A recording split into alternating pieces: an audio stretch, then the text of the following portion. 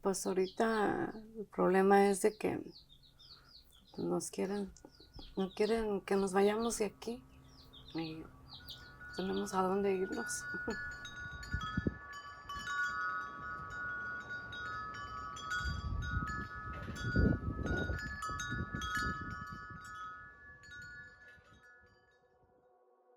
Harmony Communities is a Stockton-based company that owns and operates 33 manufactured housing communities across California and Oregon.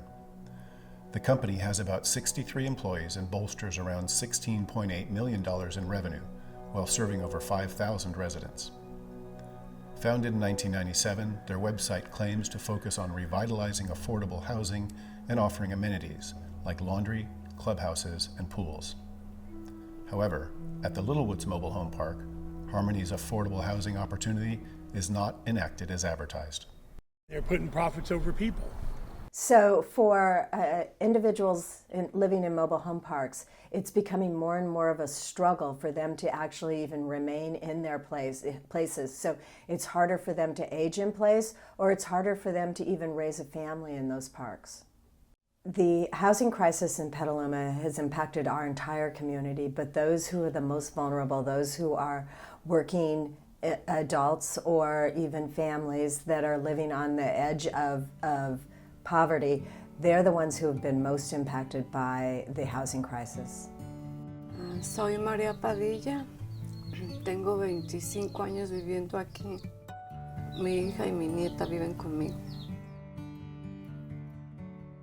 Pues ahorita por el momento no tenemos a dónde irnos. Sí. Tenemos problemas. Sonoma County has the second oldest median population in the Bay Area, with 1 in 5 of its residents aged 65 or older. This demographic trend is reflected in certain mobile home communities. One of the biggest things that's happened is you deal with a lot of senior communities, 55 and older, and you have people on fixed incomes. And space rent increases traditionally had been pretty standardized, maximum of 6% in any 1 year. That's kind of changed, and with these new management companies or owners, they've gone in and looked at how to monetize the park, if you will, and increase space rents. And in some cases, they're pushing people out who can no longer afford to live in their own home. You know, our homeless shelters are at the max capacity. Do we need more homeless when it doesn't need to happen? It's not like they're not making a profit. They're just not making the profit that they want. The emotional impact that it plays on them is huge. These families, the seniors, the people that are living in these parks, they're stressed out every day. There's some kind of new regulation or new notice from them, whether that they are parked incorrectly or now they have to cross the street in a different place. The property owners are making it really, really hard for people to live in that housing. Imagine being 70 years old, going to get your groceries. You used to be able to park in front of your unit, but now it's been rag tagged, so you can't park there. And so they're parking across a very busy street and having to carry their groceries across the street. That emotionally and physically is exhausting for them. This is right off of MLS, and the good part is MLS now literally has the space rent as it is current. One's active, the other ones are ones that already sold, and the ones that sold, the space rents were in the 400s and 500s. Now you have one that's being sold. Oh wait, who's the listing agent? Oh, that's right, it's through Harmony. And the space rent's $11.95.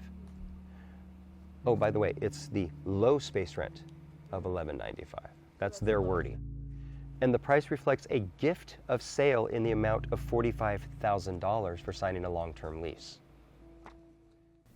Through changes that the local government has made, we are taking steps to restore the security of residents in mobile homes. Currently, right now, the city, we have our rent control ordinance that's codified in Chapter 6.50 of our municipal code. It says that the park owners are able to increase the rents of protected units by either 4% or 70% of whatever the CPI adjustment was. So that is for up until last year, it was only those units that are under short-term leases. Corporations are now buying these mobile home parks and they're turning them into almost like factories on how they actually house these people, and that is a crime. At some point we are going to reach a breaking point and there's not going to be any place for these individuals to go. What we really need to do is at a bigger level, at a state level, we need to come together and we need to advocate on behalf of those who are living in these mobile home parks. There are bills right now that state senators have put on the floor, and if you wanted to find time to make a call to your local assembly person or your local senator, those are important and valuable things to call.